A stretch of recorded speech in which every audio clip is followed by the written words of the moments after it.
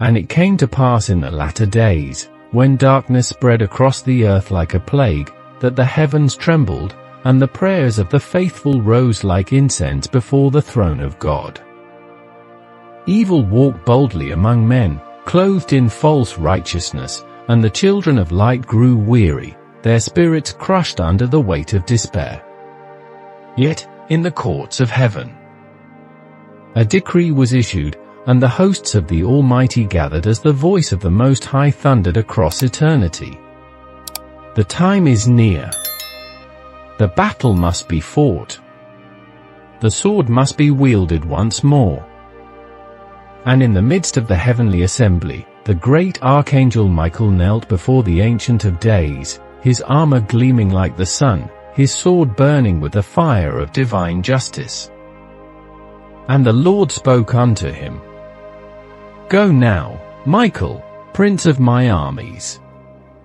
Find the one who shall bear my sword upon the earth, for the hour of reckoning is at hand."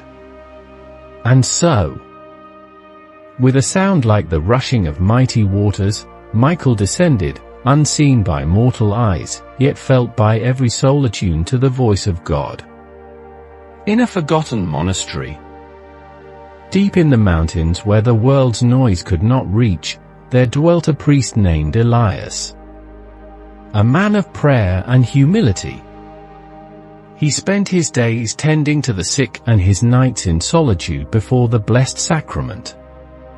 His hands were calloused from labor, his heart weary from the weight of a world that no longer listened to truth. One night, as he knelt before the altar, a great wind arose within the chapel, though the doors remained shut. The candles flickered, the crucifix trembled, and a voice, both terrible and beautiful, filled the sacred space. "Elias, son of the covenant, rise." The priest lifted his eyes, and before him stood a being clothed in light, his face radiant like the morning star, his wings spanning the breadth of the sanctuary. And though fear gripped Elias' heart, he knew in his spirit that he was in the presence of the great Archangel Michael. "You have been chosen," Michael declared, his voice resounding like a trumpet. "The sword of heaven must be wielded once more, and you are the vessel through whom the Lord shall wage his war." Elias fell to his knees. "Who am I, Lord, that I should carry such a burden? You are weak, but he is strong. You are unworthy, but he is holy. Do not be afraid, for you shall not stand alone." And with that, Michael stretched forth his hand, and from the heavens descended a sword unlike any forged by man. Its blade shimmered with divine fire, its hilt adorned with the symbols of the ancient covenant. "Take it, Elias." With trembling hands, the priest obeyed. The moment his fingers touched the hilt, a fire unlike any he had known coursed through his veins. Visions filled his mind, visions of war, of angels and demons clashing in the heavens, of a world teetering on the brink of destruction. "You must go," Michael commanded. "The enemy gathers his armies. The final battle has begun." In the days that followed, Elias found himself pursued by forces unseen. Shadows moved where no light should fall. Whispers of temptation slithered into his thoughts.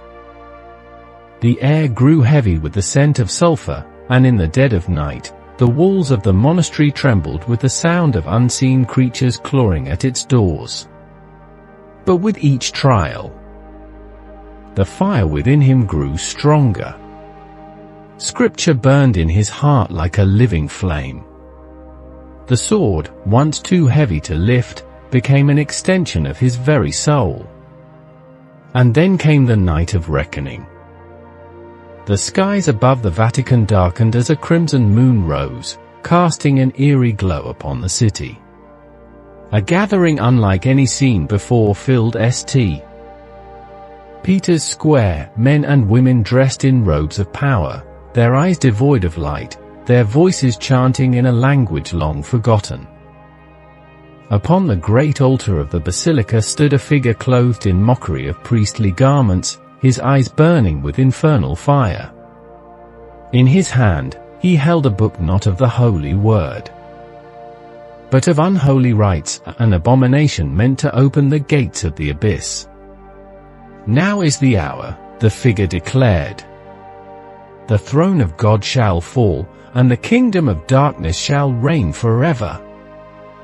And with those words, the ground split open, and a legion of horrors poured forth, creatures of nightmare, their forms twisted by the rebellion of ages past.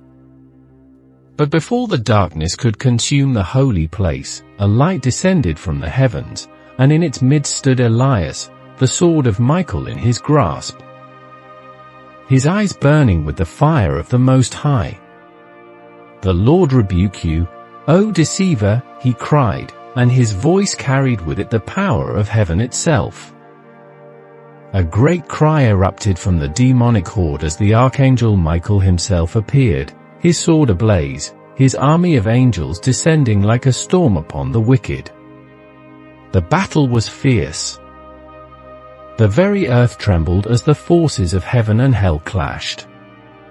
Elias, no longer merely a man, fought with a strength not his own, his blade cutting through darkness, his prayers shaking the foundations of the enemy's stronghold. And then, as the false priest raised his hands to summon his master, Elias struck. The sword of Michael, burning with holy fire, cleaved through the book of darkness, and with a scream that echoed through eternity, the forces of hell were thrown back into the abyss. The gates of evil slammed shut. The skies cleared. The light of dawn broke upon the city, and for the first time in ages, peace settled upon the earth. Elias, now weary, fell to his knees. The battle was over, but the war was not yet finished. Michael stood before him, his expression both solemn and triumphant. "You have fought well, servant of the Most High. The sword shall remain with you, for darkness shall rise again. But fear not, for the Lord is with you always." And with that, Michael ascended, and Elias, forever changed, took his place as the watchman of the Lord, knowing that as long as faith endured, the light would never be extinguished. For in the end, the battle belongs to the Lord.